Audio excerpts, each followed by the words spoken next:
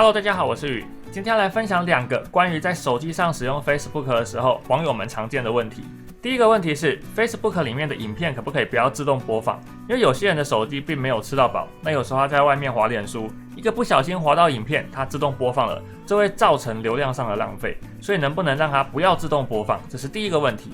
那第二个问题是，有时候我们会帮朋友的贴文按赞，按赞的时候会产生一个音效，这个音效有的人觉得有点吵，到底有没有办法把它关掉呢？那这2个问题都可以在同一个地方去做设定，所以我们今天就来看一下要怎么解决这2个问题吧。那我们就开始咯。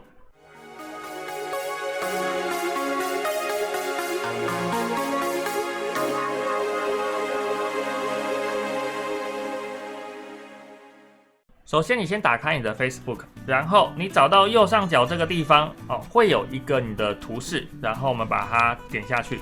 点下来之后，它会进到功能表，这里会有你的名字，下面有一些选项。这个地方你把它往下滑，滑到下面这里，你可以找到有一个叫做设定和隐私的。那它平常可能是这样子收着的，这时候你可以把它点开，它就会出现下面这些选项。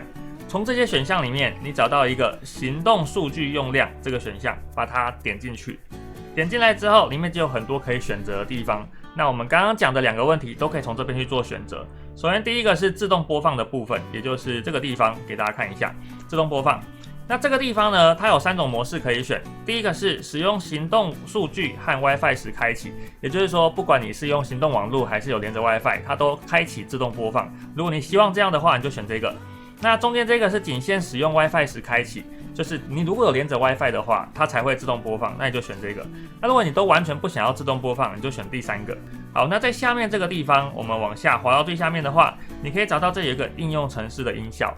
如果你希望你在按赞的时候不要有那个赞的音效的话，你就把这个音效的地方把它关掉，这样你按赞的时候它就不会有那个音效了。